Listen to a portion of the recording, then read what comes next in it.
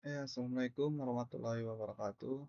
Perkenalkan, nama saya Muhammad Irfan dengan NIM 240911619. Jadi di sini saya akan sedikit menjelaskan terkait dengan apa itu WiFi T. Mungkin saya lanjut. Yang pertama, sebelum kita masuk lebih dalam terkait dengan WiFi T itu apa.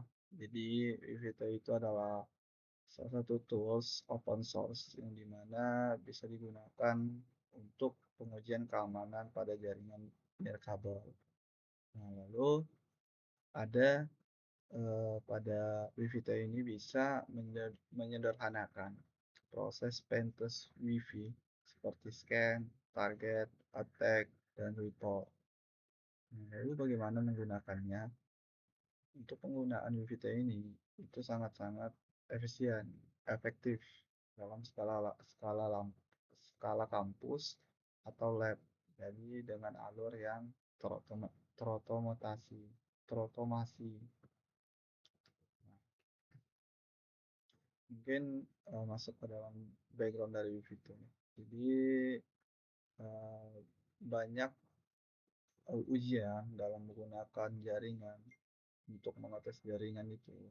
Yang pertama itu banyak AP dan klien, sehingga dilakukan pengelolaan manual yang pastinya memakan waktu. Lalu pastinya adanya beragam protokol dan enkripsi. Lalu ada perangkat driver yang tidak kompatibel. Lalu bagaimana pemecahan masalahnya? Pertama itu ada ukur ulang dengan konsistensi. Nah, dengan WiFi ini itu juga dapat menghemat waktu saat scan dan serangan yang terstandarisasi. Lalu mudah diulang untuk penelitian atau teaching. Nah, jadi WiFi ini itu ada karena menggabungkan beberapa tool yang terbaik dalam satu alur, dalam satu panduan. Selanjutnya, masuk di bagaimana WiFi itu bekerja.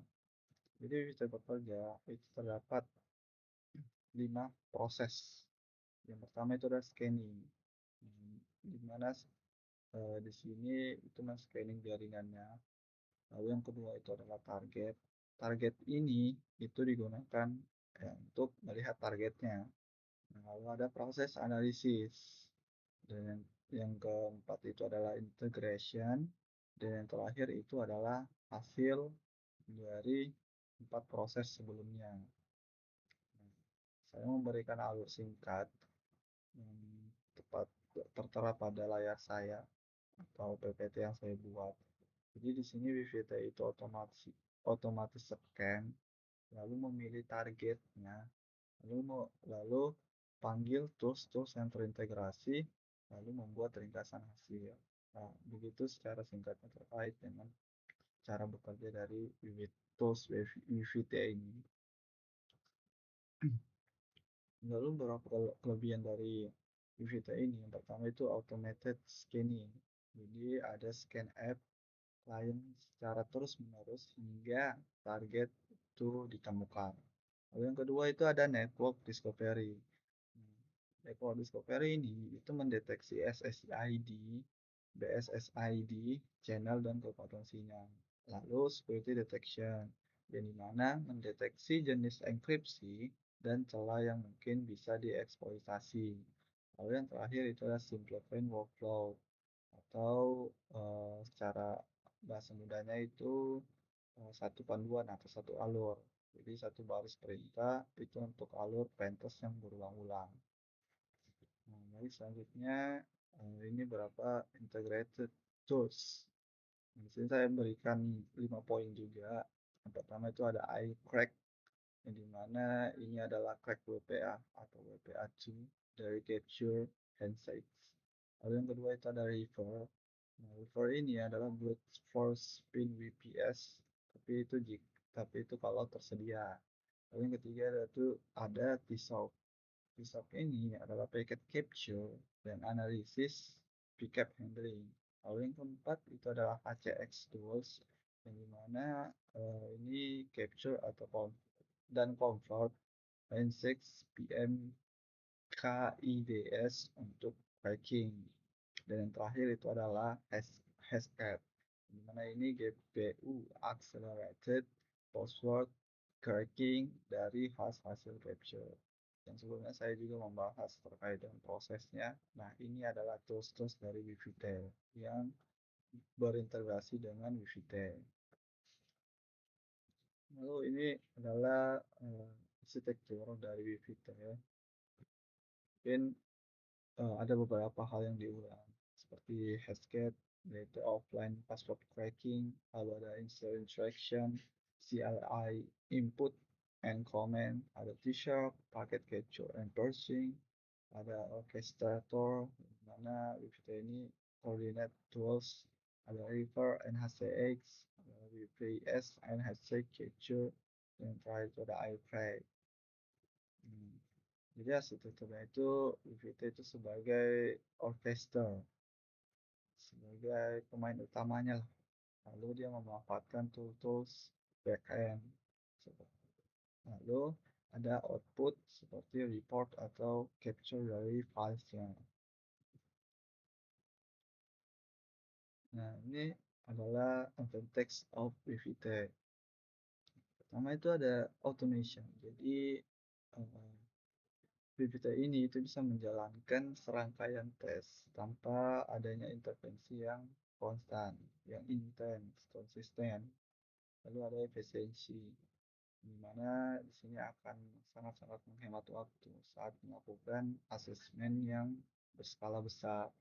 Lalu yang terakhir, lalu yang ketiga itu ada ease of use, di mana bisa disederhanakan untuk pemula dengan command driver interface. Dan yang terakhir itu adalah open source, yang dimana PVT ini adalah tools open source yang dapat dimodifikasi untuk pembelajaran. Lalu ini adalah limitation of PVT. Pertama itu ada dependensi, di mana membutuhkan tool eksternal yang kompatibel. Lalu ada hardware, perlu wireless adapter yang support monitor mode and injection. Lalu yang ketiga itu ada limited by security config, WPA3 and protected management, frame mengurangi keberhasilan. Lalu yang terakhir itu ada request basic. Ini butuh pengetahuan jaringan dan etika biar tidak rusak atau masuk dalam tindakan legal. Nah, yang terakhir mungkin yang saya jelaskan adalah sistem requirements.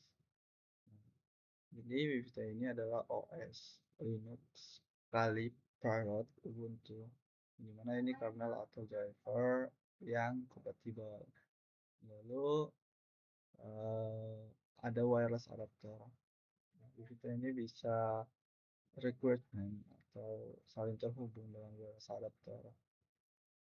Ini itu adalah support monitor mode, packet injection seperti chipset, atheros, rolling, atau real time tertentu.